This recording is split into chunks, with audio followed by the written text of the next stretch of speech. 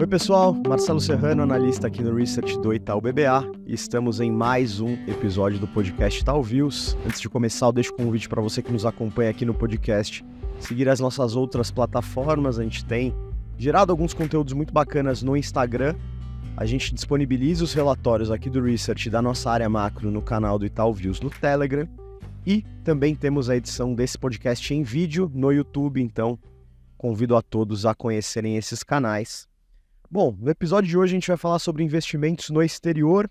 A pauta vem ganhando cada vez mais força, principalmente quando a gente olha essa forte valorização do dólar no ano de 2024 e também por conta do desenvolvimento da indústria, cada vez mais ajudando aí na democratização do acesso a esses investimentos pro brasileiro. Então, a ideia é falar um pouco aqui dessas oportunidades lá fora, tanto em bolsa quanto em renda fixa, entender um pouquinho do cenário econômico internacional, os impactos que ele pode trazer aqui para o Brasil e para as diferentes classes de ativos. Então, o convidado de hoje é o Daniel Haddad, que é CIO da Avenue Securities, uma plataforma que há 5 anos vem ajudando a impulsionar esse fluxo de investimentos de brasileiros para o exterior. Daniel, tudo bem? Que honra ter você aqui. Tudo bem, Marcelo? Pô, a honra é completamente minha, cara. Assim, eu sou um espectador assíduo aí do Itaú Views, estou sempre vendo, sempre assistindo, sempre aprendendo, então estar aqui com você, para mim é um prazer enorme.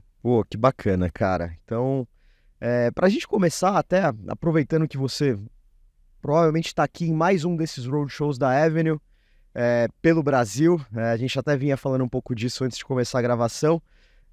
Quais que são as principais dúvidas que vocês recebem, tanto de investidores quanto dos players aqui do mercado local em relação a cenário de investimentos e também em relação à Avenue?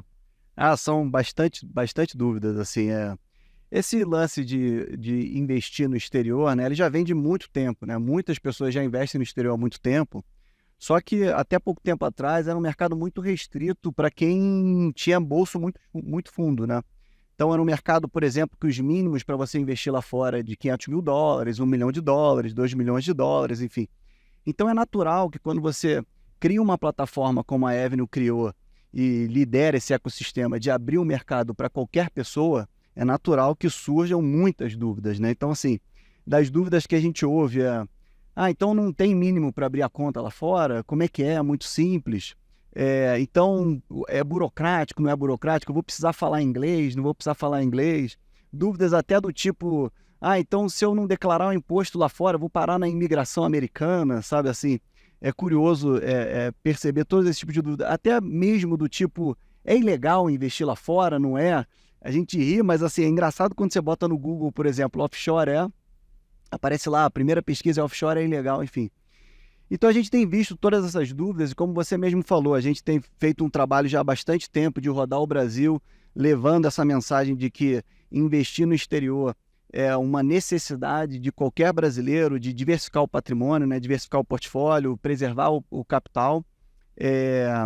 Agora, as dúvidas são várias, né? Desde, como eu falei, do mínimo, do imposto. O imposto, por exemplo, é uma dúvida que surge bastante. O imposto lá fora é altíssimo. Tudo muito mito, assim, sabe? Assim, a gente consegue explicar de forma bem simples o que é cada uma dessas coisas. A gente pode falar mais para frente aí, se você quiser mais no detalhe. Bacana, acho que entrando um pouco no tema investimentos mesmo, acho que a taxa de juros americana é a grande baliza dos investimentos em todo o mundo. A gente tinha no começo do ano a expectativa de cortes que não aconteceram até agora, mas até o call aqui da casa a gente ter cortes já no final do ano. Como você avalia a condução da política monetária americana e qual a visão de vocês aí para um eventual corte de juros nos Estados Unidos? Legal. Primeiro, eu acho que eu vou dar um passo atrás e tentar explicar assim, o porquê tem toda essa fixação, né, pela taxa de juros americana, né? Assim, não só nos Estados Unidos, mas no mundo inteiro, né? A taxa de juros americana, ela, como o próprio Warren Buffett fala, né, assim, a gravidade está para uma maçã, assim como a taxa de juros americana está para a precificação de qualquer ativo ao redor do planeta. Porque a taxa de juros americana, né, o Fed Funds Rate, ele é tido como a taxa livre de risco. Então, qualquer ativo que você vai precificar ao redor do planeta, você parte dessa taxa. Então, eu quero comprar um ativo mais longo, então você parte da taxa do ativo livre de risco e bota lá um term premium. Eu quero comprar alguma coisa mais arriscada, então você parte dessa taxa e bota lá um risk premium. Eu quero comprar ações, então você parte dessa taxa e bota lá o equity risk premium. Eu quero comprar não no mercado acionário americano, mas quero comprar no mercado emergente. Então você bota lá o risco de um mercado emergente, por aí vai. Então essa taxa, ela acaba mudando o preço de todo e qualquer ativo ao redor do planeta, não só americano, mas até mesmo brasileiro, a bolsa brasileira, a taxa de juros brasileira e por aí vai, né? Então, sobre a condução da política monetária americana, a gente percebe que desde a pandemia existe uma incerteza muito grande. Obviamente essa incerteza ela vem diminuindo, mas ainda continua. Você mesmo mencionou, né, assim, no final do ano passado o mercado esperava aí 6 a 7 cortes mais ou menos, aí no início do ano vieram alguns dados de inflação, de emprego. O mercado chegou até a mencionar, será que vai subir os juros? E agora o mercado espera aí um corte até o final do ano, né? Assim, tem todo trimestre na reunião do Federal Reserve, né, eles soltam o que eles chamam de Summary of Economic Projections. Nada mais é do que as projeções dos membros do Fed para algumas variáveis. E lá você tem o que eles chamam de gráfico dot plot, né? Assim, são gráficos de pontos com a projeção de cada membro do Federal Reserve para a taxa de juros americana, por exemplo. E aí quando você pega, por exemplo, 2025, você vê lá que tem um membro do Fed que acha que a taxa vai continuar a mesma, e tem um membro do Fed, ali em 5,25, tem um membro do Fed que acha que a taxa vai estar menor do que 3%. Então você vê que até os membros do Federal Reserve, que são munidos de todo tipo de informação, ainda tem essa dúvida, né? E por que é tão difícil, e tem sido tão difícil, saber se vai ter corte ou não? O próprio Powell, né, presidente do Fed, fala que são muito data dependent, né? A cada dado que sai, você vai decidir se vai ter corte ou não vai ter corte, enfim. Primeiro que a economia americana tem se mostrado muito resiliente, né? Assim, apesar de você ter aumentado a taxa de juros de 0 para 5,25 e ter conseguido controlar a inflação de certa forma, ela não chegou na meta ainda de 2% e ela tem sido muito resiliente, algo que você não via na história. E existem até alguns papers tentando explicar o porquê tem sido tão difícil você controlar a inflação, porque basicamente... Por que quando você tem inflação, você sobe os juros, né? Os juros é um remédio basicamente amargo que você tem que subir para você arrefecer a economia. Como assim? Você sobe os juros, o empréstimo, grossamente falando, o empréstimo fica mais caro, as pessoas consomem menos, as empresas investem menos e por aí vai. A taxa de desemprego se eleva e com isso você consegue arrefecer a economia e controlar a inflação. E por que tem sido tão difícil? Tem algumas vertentes que explicam um pouco isso. Primeiro, durante a pandemia, a riqueza das famílias americanas ela aumentou sensivelmente, muito em função dos cheques do governo, de assistência, etc. Então você vê que mesmo com o aumento da taxa de juros, as famílias ainda estão com essa poupança e continuam gastando. Então, a taxa de juros que há um tempo atrás, né, antes, em outras crises, ela fazia mais efeito, agora ela tem feito menos efeito nas famílias enquanto elas continuam consumindo essa poupança. O segundo ponto é que a gente viveu um período em que a taxa de juros ficou durante muito tempo muito represada em 0% mais ou menos, e as empresas e famílias se aproveitaram para se refinanciar. Então a empresa, por exemplo, que tinha uma dívida contratada lá de 8%, ela chegou e falou assim, vou emitir uma dívida nova para repagar essa e vou contratar uma dívida a 3%, 5%, etc. E as famílias a mesma coisa.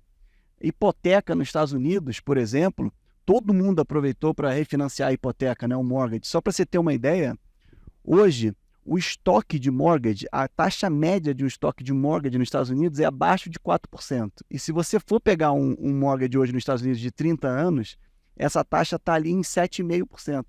Então, esse 7,5%, que é fruto dessa taxa de juros mais elevada nos Estados Unidos, ele não está fazendo tanto efeito, por exemplo, nessa galera que pegou mortgage e está com a taxa fixa. Ainda tem esse ponto que é importante. Está arrefecendo porque... Não está arrefecendo. E esse ponto é importante também, que desde do subprime lá em 2008, a economia americana está cada vez mais pesada em taxas fixas do que taxas flutuantes. Então você ainda tem esse ponto. E aí tem um terceiro ponto, que é interessante também. Eu vejo muita entrevista do Larry Summers, lá de Harvard, etc. Tal. Eu lembro que no início da pandemia ele falava, para a gente conseguir fazer com que essa inflação de 9% vá para 2%, a taxa de desemprego vai ter que subir fortemente, porque o mercado de trabalho nos Estados Unidos está tão apertado, que em nenhuma vez no passado a gente conseguiu ver isso. E o que a gente está vendo é que o mercado de trabalho continua apertado, mas mesmo assim a inflação tem cedido, né? E por que isso? E também tem papers tentando explicar isso. Eu acho que esse é o tipo da coisa que a gente vai ver daqui a 4, 5 anos, quando a gente olhar para trás da história.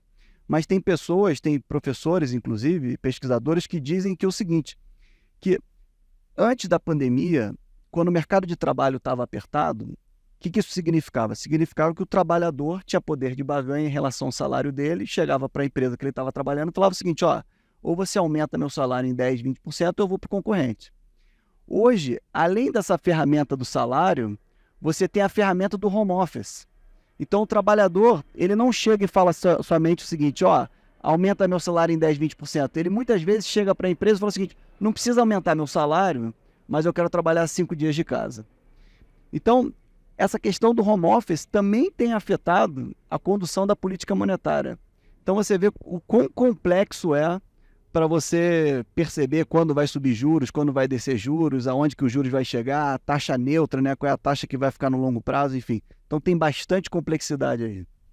Não, legal que você comentou muito essa dinâmica ligada ao lado do financiamento, mas se a gente olhar na outra ponta, o momento é muito frutífero pro investidor que quer olhar créditos, olhar renda fixa, né? A gente saiu de 2022 de uma taxa ali de 0,5% para os patamares atuais. E se a gente olhar para o brasileiro, que é um aficionado por renda fixa, começa a fazer sentido olhar para a renda fixa nos Estados Unidos também, se a gente considerar também um diferencial de juros que talvez não esteja na mínima, mas esteja num momento de baixa, né? Então, como é que você está vendo tanto o crescimento, o momento para a renda fixa nos Estados Unidos e também o interesse do brasileiro para essa classe de ativo? É interessante, né? Assim, se fala muito do Brasil, o país do rentista, exatamente por conta da taxa de juros aqui, e a gente costuma brincar lá na Avenue que os Estados Unidos virou o país da renda fixa, né? Exatamente por isso, assim. E é interessante também, Marcelo, que a gente tem visto muitas matérias, por exemplo, aqui no Brasil, falar o seguinte, existem títulos do governo brasileiro pagando IPCA mais 6, IPCA mais 6,5 e etc., e falando, é uma baita de uma oportunidade, sem dúvida. Agora, da mesma forma, você não vê a taxa lá nos Estados Unidos pagando títulos de dívida, por exemplo, pagando dólar mais 6 há muito tempo. E hoje você consegue comprar vários títulos, seja Certificate of Deposits, que é o que a gente chama de CDB em dólar, seja títulos de dívida de empresas brasileiras, de governos ao redor do planeta, pagando juros na faixa de dólar mais 6%. E aí, quando a gente compara a história, a gente fez um gráfico de 15 anos, né, um histograma de 15 anos, e a gente percebeu o seguinte, nos últimos 15 anos, você consegue contratar essa taxa de IPCA mais 6%, você conseguiu contratar em 50% do tempo, tá? E aí, quando você olha nos Estados Unidos, nos últimos 15 anos, você só conseguiu contratar essa taxa de dólar mais 6% em 1,5% do tempo. Então, quando a gente fala de raridade, de oportunidade, eu acho que é muito, mas muito mais raro, e os dados mostram isso, você contratar uma taxa de juros de dólar mais 6% nos Estados Unidos do que contratar uma taxa de juros de IPCA mais 6%. Então, acho que é uma baita de uma oportunidade e tem muito brasileiro começando a investir lá fora exatamente para aproveitar essa renda fixa que está super atrativa. E acho que assim, um ponto que sempre é levantado é o patamar do dólar e o ponto de entrada, talvez, nesses investimentos internacionais, né? A gente está num patamar considerado alto e muita gente pensa, putz, não é uma estratégia eu entrar agora, muito com a cabeça de um trade de câmbio ali, né? Como você avalia isso? Existe essa coisa de momento ideal para fazer a alocação? Ou a turma deveria olhar o portfólio de uma forma mais estrutural, pensar em diversificação e os pontos que você colocou até agora? Eu acho que você matou a pau quando você disse que a turma tem que olhar aí a alocação estrutural. Essa é a forma como a gente vê na própria Avenue, né? Você fazer uma alocação estrutural e deixar o longo prazo atuar, né? Eu gosto até de dizer bastante que não é à toa que a fórmula básica da matemática financeira diz o seguinte, ó, o valor do teu investimento no futuro é o quanto você aplica hoje vezes a taxa de retorno elevada ao tempo. A variável mais importante da equação é o tempo. Então, quanto mais tempo você tiver bem investido, mais você vai aproveitar esse compounding, né? Então, a gente pega muito sobre esse ponto de vista de alocação estrutural. Agora, eu moro nos Estados Unidos há mais de 10 anos, eu nunca vi, ninguém comprar dólar feliz. Todo mundo que compra dólar acha que fez um péssimo negócio, devia esperar baixar mais, enfim. Eu lembro que quando o dólar estava 3,60, eu vendi um apartamento meu aqui no Brasil, e eu mandei o dinheiro todo lá para fora, e meus amigos falavam, não, você tá louco, Daniel, espera bater 3,50.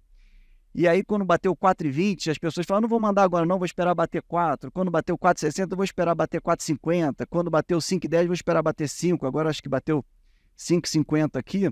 E eu gosto muito da frase do Edmar Baixa, né, um dos criadores do Plano Real, que ele fala o seguinte, o dólar foi feito por Deus para humilhar os economistas. E por que é tão difícil prever o dólar? É uma das variáveis mais difíceis de você prever no mercado financeiro, porque não depende só do player, né? Não depende só do Brasil, depende de todo o externo, né? Então, eu sempre digo, o dólar caro é aquele que você não tem. Então, você tem que ir comprando aos poucos. Esquece para onde vai a taxa de câmbio no curto prazo, porque é muito difícil de você prever. A gente vê, por exemplo, há poucos meses atrás, especialistas em câmbio dizendo que o dólar ia bater 4,50, e não é porque eles não entendem, eles entendem muito de taxa de câmbio, é porque é muito difícil saber para onde o câmbio vai. E quando a gente fala de câmbio, tem um ponto interessante aqui, é que o câmbio, né, o dólar, frente ao real, ele é visto como termômetro de risco. Então, assim, qualquer coisinha que aumente a incerteza sobre aquele país, por exemplo, isso vai acabar se refletindo no câmbio, né? É por isso que a gente fala muito, né? Assim, o dólar desce de escada, mas sobe de elevador. Porque para você subir, basta uma declaração de um presidente, de um ministro, seja ele de esquerda ou de direita, em que traga mais insegurança pro mercado. E outra coisa também interessante, a gente pode falar aqui durante vários minutos aqui sobre câmbio, mas tem várias coisas muito interessantes aqui. Que é a seguinte, né? Quando as pessoas falam de dólar, as pessoas, na cabeça delas, elas imaginam que o dólar é algo arriscado. Porque a gente está acostumado a falar, hoje o dólar subiu tanto, hoje o dólar caiu tanto. Mas, na verdade, a gente tem que mudar um pouco a cabeça de que a moeda fraca da história em relação ao dólar é o real, não o dólar que é fraco, né? Os Estados Quem Unidos, oscila é o real, né? quem oscila é o real, exato. Quem varia é o real, não é o dólar, né? Eu gosto até de, você sabe bem, né, Marcelo, eu te mostrei algumas vezes, eu tenho uma nota de $20 que eu guardo comigo, que é de 1934. E eu mostro essa nota para as pessoas e pergunto se alguém lembra da moeda do Brasil em 1934. Né? Em 1934, era réis. De lá para cá foram 10 moedas. Cruzeiro, Cruzeiro Novo, Cruzeiro, Cruzado, Cruzado Novo, Cruzeiro Real, URV Real, enfim. E o dólar é dólar desde 1776. Né? Então, para finalizar aqui esse assunto do câmbio, eu gosto sempre de dizer o seguinte, eu não vou dizer qual é a minha previsão do câmbio, mas eu quero que as pessoas reflitam em relação a isso. Se eu desse 2 malas aqui, eu tenho 2 malas, uma delas eu tenho 5 milhões de reais e na outra eu tenho $1 milhão, e eu falo o seguinte, fulano, fulana, você pode escolher qual mala você vai querer, eu te dou de presente, mas você só vai poder abrir essa mala daqui a 10 anos. Qual mala você escolheria? E 99% das pessoas falam que eu gostaria de escolher a mala de $1 milhão. Então, 99% das pessoas intuitivamente já sabe qual é a relação entre as moedas. Porque no final das contas, uma das variáveis que mais afeta a relação entre as moedas é a inflação. E quando você olha desde 1994, por exemplo, a inflação brasileira e a inflação americana, você percebe que a inflação americana foi sempre menor do que a brasileira, só no ano do Covid que foi pau a pau ali, mas todos os outros anos foi menor. Bem interessante. Acho que só complementando aqui, para mim fica muito claro quando você compara a eventual oscilação do câmbio na hora que o investidor vai fazer essa alocação, comparado com o compounding do investimento que ele vai fazer. Né? Se ele pegar 3 anos de S&P, por exemplo, ou 3 anos de uma taxa composta aí de uma renda fixa, seguramente isso se sobrepõe a uma eventual perda cambial, né? Marcelo, esse ponto que você levantou é super importante. Parece até que a gente combinou, mas eu calculei isso há pouco tempo atrás.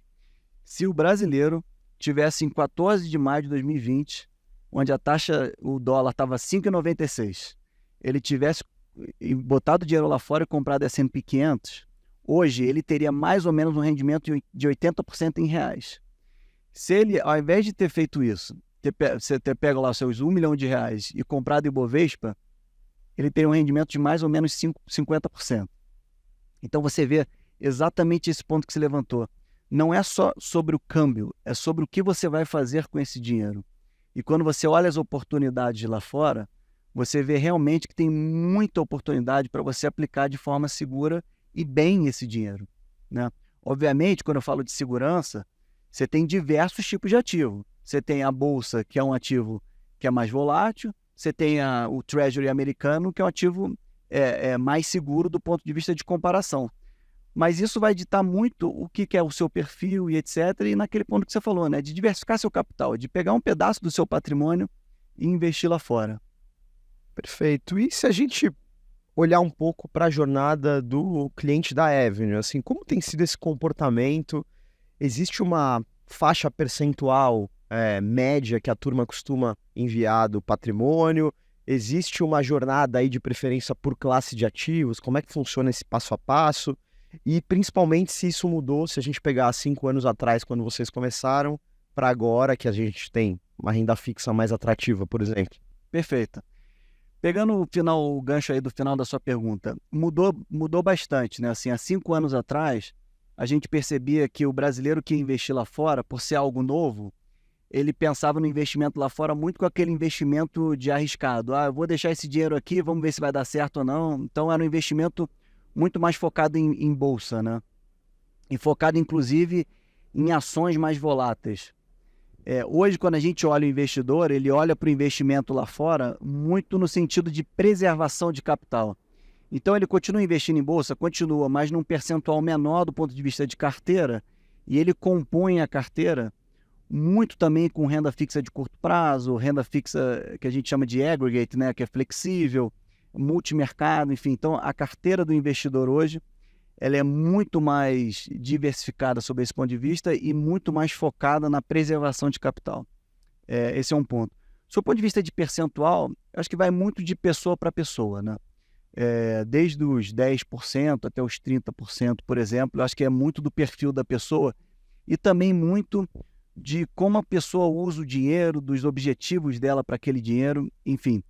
Um dado importante que a gente gosta sempre de dizer, quando a gente olha uma cesta de consumo do brasileiro, em geral, 27% a 30% dela é impactado pelo dólar. Então, só isso já faria sentido você ter dinheiro em dólar. Porque muitas pessoas falam o seguinte, eu não preciso ter dinheiro em dólar porque eu não consumo em dólar, né? Aí você pega seu iPhone, é completamente dolarizado. O preço da gasolina, né? O frete do Brasil é, em sua maioria, rodoviário. O preço da gasolina é dolarizado. Enfim, então a gente é consumidor global, mas continua investindo de forma local. Então, esse percentual ele vai variar bastante de pessoa para pessoa, mas se eu tivesse que sugerir aqui, em geral, eu sugeriria de 30% mais ou menos. Obviamente, contanto que você tenha a sua reserva de emergência em moeda local, que você tenha todos os seus custos dos próximos meses em uma reserva local, mas fora isso, diria aí mais ou menos uns 30%, 40%, a depender da pessoa. Perfeito. Quando a gente olha o S&P 500, a gente vê talvez um descolamento entre o desempenho das Big Techs e das outras companhias que compõem o índice. Você vê de fato esse descolamento? Você acha que o investidor cada vez mais olha para a bolsa considerando tech e todo o resto ex-tech, ou não existe isso? Eu acho que esse descolamento, Marcelo, assim, é um descolamento muito natural do ponto de vista de expectativa que existe para essas empresas no futuro, né? Assim, quando a gente está vendo inteligência artificial, é até um lance importante, até na hora de comparar Brasil com os Estados Unidos, né? Você quer investir, por exemplo, nesse setor que só se fala hoje em dia, você não consegue através do Brasil, né? Só lá fora, enfim. Mas quando a gente fala... Tech é 1% do Ibovespa, menos de 1% e é por volta de 30% do Total, S&P, né? exatamente. Enfim, então quando a gente olha esse descolamento, é um descolamento natural, do tipo, o que vai acontecer com o lucro dessas companhias no futuro? Obviamente, prever o futuro é muito difícil, o que vai acontecer daqui a 5, 10 anos, etc. Mas você pega, por exemplo, um dado que é super interessante, né? Falam muito da NVIDIA, né? A NVIDIA fala, tá cara porque subiu muito, etc e tal, mas poucas pessoas falam, por exemplo, que em 2021, mais ou menos, a receita, grossamente falando, a receita dela era uns 10 bilhões de dólares e agora está batendo 80 bi de dólar. Então, assim, ela conseguiu multiplicar a receita em 8 vezes. Então, é natural que o preço da ação acompanhe esse crescimento, né? Então, assim, quando a gente olha para as empresas de tecnologia, a gente vê muito isso. Outra coisa interessante que eu gosto sempre de dizer é que muitas pessoas, quando olham lá para fora, falam assim, o PE, né, o Price to Earnings, né, o preço sobre lucro dessas empresas está altíssimo, enfim. Eu gosto sempre de fazer uma conta muito simples. Se você tem um preço sobre o lucro de uma empresa tá, em 50 vezes, se esse preço durante um ano continua o mesmo, né, o preço da ação continua o mesmo, mas o lucro da empresa dobra, esse PE naturalmente vai de 50 para 25. Então, quando a gente falar de preço sobre lucro, a gente tem que ter noção, até na hora de comparar, que por trás daquele preço sobre lucro tem várias expectativas ali, né? Outro dia eu estava explicando para uma pessoa que não estava conseguindo entender muito essa questão do múltiplo, né? Preço sobre lucro, etc. E eu acho que a gente, né, naturalmente, a gente usa muito múltiplo em outras atividades, por exemplo, como comprar apartamento. Quando a gente compra apartamento, a gente fala assim, esse apartamento aqui está 40 mil reais o metro quadrado, por exemplo. E eu gosto sempre de fazer a provocação, que é o seguinte, se eu chego para você e falo que eu vou comprar um apartamento no Rio de Janeiro, a 40 mil reais o metro quadrado, e pergunto se está caro ou barato o apartamento, você não consegue me dizer. A pergunta que você vai me fazer é o seguinte, bom, esse apartamento está onde? É no Leblon ou é no Meia? É no Leblon. Mesmo no Leblon, você não sabe me dizer se está barato ou caro, porque você não sabe se é em frente à favela ou em frente ao mar. Você não sabe se é na quadra da praia ou se é na quadra um pouco mais afastada. Você não sabe se o apartamento está mobiliado ou não, está detonado ou não está, enfim. Quando a gente avalia uma empresa, é exatamente a mesma coisa, é muito parecido. Bom, qual o setor que essa empresa está atuando? Qual é o crescimento que essa empresa vai ter no futuro? É uma empresa que está alavancada do ponto de dívida ou não? É uma empresa que operacionalmente ela roda muito bem ou vai precisar de um turnaround? Então, é importante quando a gente olha sobre esse aspecto, porque muita gente tem falado assim, o preço sobre lucro do S&P hoje está na faixa de 20 vezes, e quando você olha a média nos últimos 50 anos é na faixa de 16, 17. Tudo bem, mas há 20 anos atrás, as empresas que compunham o S&P 500 eram completamente diferentes das empresas de hoje. Hoje, como você falou, é muito mais focado em tecnologia, em que até o investimento percorre os financial statements, né, o DRE e o balanço de forma diferente, por exemplo, do que uma empresa de capital intensivo que era de 30 anos atrás. Então, sob esse ponto de vista, eu não vejo muito descolamento e etc. Agora, uma coisa que eu sempre falo para a pessoa física é que não adianta você comprar uma ação achando que ela vai subir na próxima semana, no próximo mês, porque quando a gente fala de ação, a gente está falando de longo prazo. Existe muita volatilidade no curto prazo, né? E o que mais você precisa é convicção. Não adianta você comprar uma ação achando que ela vai subir linearmente, porque ao longo do processo vai ter volatilidade. Então, eu gosto sempre de usar o exemplo da Amazon, né? Muitas pessoas falam o seguinte, se você tivesse comprado a Amazon em 1997, se eu não me engano, durante o IPO, hoje você teria 3 mil vezes o teu dinheiro. No entanto, durante esse período, a Amazon caiu 90% uma vez, caiu 50% 5 vezes. E a pergunta que eu faço, você teria segurado a ação? Duvido, é muito difícil. Então, para pessoas físicas que não têm tempo de estudar aquela empresa a fundo, A minha sugestão é, ou você vai via um índice, via ETF, ou você terceiriza isso para um fundo de uma gestora que você confie, que está 24 horas do dia olhando só fazendo esse tipo de análise. Perfeito. E tentando aprofundar um pouco mais essa conversa em equities aqui, Daniel, vocês têm o Seleção Avenue, que destaca algumas teses, algumas ações com bastante potencial e que costumam ficar de fora do radar do investidor, né? A gente sabe que inteligência artificial é o segmento que está no radar do investidor, que tem todo esse hype, mas você conseguiria citar outros segmentos ou até empresas que têm chamado bastante atenção fora desse grupo de inteligência artificial? Eu acho que, Marcelo, assim, é importante a sua pergunta, porque eu acho que a economia americana ela é muito dinâmica, né?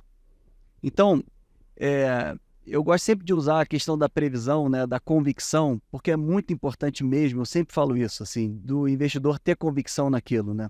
Então, a gente pode falar vários setores aqui, mas esses setores, por exemplo, podem sair out of favor, né? Assim, pode perder ali o mercado ali, pode perder o benefício do vento de popa de forma muito rápida, né? Então é importante estar sempre acompanhando. Agora, o mais interessante do mercado de ações americanos é que você consegue investir em todo tipo de ação. Aqui o mercado brasileiro, por exemplo, ele é muito focado em commodity e serviços financeiros, né? Já o americano não, como você falou, tem tecnologia, tem biotecnologia, tem cybersecurity, etc. Tem empresas, por exemplo, de inseticida. E aí quando você olha lá o CEO da empresa falando no conference call, ele fala o seguinte, a empresa de inseticida aqui, ela não cai muito durante a crise e não sobe também muito, porque é o seguinte, baratas e ratos não leiam o Wall Street Journal, sabe? É interessante perceber isso. Então, até esse tipo de empresa, que às vezes é non-sexy, sabe? Ela pode gerar bastante dinheiro. Olha que curioso, se você olha 15, 20, 30 anos das ações americanas, uma das que mais subiu foi aquela Monster Beverage, que é a competidora do Red Bull. Então, assim, caramba, como que a gente ia imaginar que essa ação ia subir, né? Outra coisa interessante também é que o mercado ele está cada vez mais dinâmico, né? Por conta de uso de tecnologia, etc., a parte de dados quantitativa, ela acaba não sendo tanto vantagem competitiva. Eu digo muito que a vantagem competitiva hoje é a análise muito qualitativa, né? Você pega, por exemplo, o Warren Buffett, ele mesmo diz isso, né? Que na época, há 20, 30 anos atrás, ele lia lá o Intelligent Investor, pegava aquelas fórmulas, aplicava e conseguia comprar as ações. Hoje você não consegue fazer nada disso, porque o mercado... Comoditizou. Comoditizou, exatamente. Então, hoje é muito qualitativo. E é interessante a gente perceber o seguinte, se em 1985, sei lá, você fosse um analista da Apple, e aí viesse um gênio da lâmpada e você perguntasse para ele, gênio, quantos Macintosh a Apple vai vender em 2024? Ele podia te dizer na vírgula, você botava lá no teu modelinho, achava que estava acertando seu valuation, mas hoje a Apple não é só Macintosh, pelo contrário. Tem o iPod, o AirPod, tem outra coisa. Mesma coisa da Amazon. Se na Amazon, quando foi criado, você chegasse para um gênio e falar, me fala quantos livros a Amazon vai vender, ele podia te dizer na vírgula, mas hoje a Amazon é muito além disso. A Amazon é livro, é terceiros vendendo através do marketplace, é o AWS, por aí vai. Então, eu sempre digo o seguinte, é importante, primeiro, diversificar. Se você quiser investir em alguma ação específica, estude bastante aquela ação para você ter convicção, para você entender o que está acontecendo, a dinâmica do mercado. E se você for uma pessoa que não tiver tempo para isso, ou terceiriza para uma gestora, para um fundo de ações, ou investe no índice e espera o compound agir. Perfeito. Acho que a gente falou de vários temas aqui, Daniel, mas para fechar, o que a gente conseguiria passar de orientação básica? A gente sabe o quanto isso é caso a caso, por perfil de investidor, por volume investido, mas assim, qual que é a estratégia que ele deveria adotar? Como ele deveria pensar em balancear portfólio pelas classes de ativo? Ele deveria ter a mesma cabeça que ele tem olhando para o Brasil? Tem diferença? Como é que você passaria de orientação macro para o investidor que está olhando investir nos Estados Unidos? Bom, eu acho que são vários fatores aqui, alguns deles a gente já tocou aqui, mas só para resumir. O imposto é super simples, abrir conta é super simples, não é burocrático, os mínimos não existe basicamente. É importante diversificar. Esse negócio de você ficar tentando adivinhar onde o dólar vai é muito difícil saber, então vai mandando aos poucos. Então, essas questões que sempre são bloqueios, não é ilegal, né? Sempre são bloqueios para o brasileiro, a gente já conseguiu matar aqui. Mas um ponto que eu acho que é muito importante, que a gente tocou também aqui, primeiro, é importante você diversificar do ponto de vista global.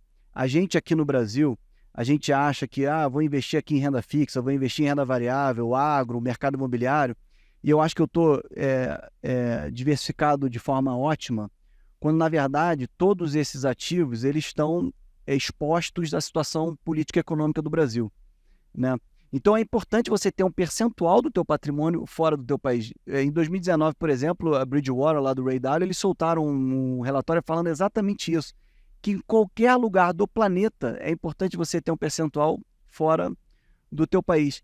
E eu falo isso aqui como preservação de capital, como seguro mesmo, né? Assim, a gente esquece um pouco disso, mas, por exemplo, para quem tem carro, você tem seguro no teu carro, né? E você não sai de casa achando que o carro vai bater, né? Você não contrata o teu seguro quando o carro está derrapando. Você contrata o seu seguro ex ante. Da mesma forma, eu não acho que o Brasil vai quebrar, né? Eu não preciso esperar começar a dar problema para mandar dinheiro lá para fora. Aí já é tarde, né? Kennedy dizia isso, né? A hora de consertar o telhado é quando está sol, né?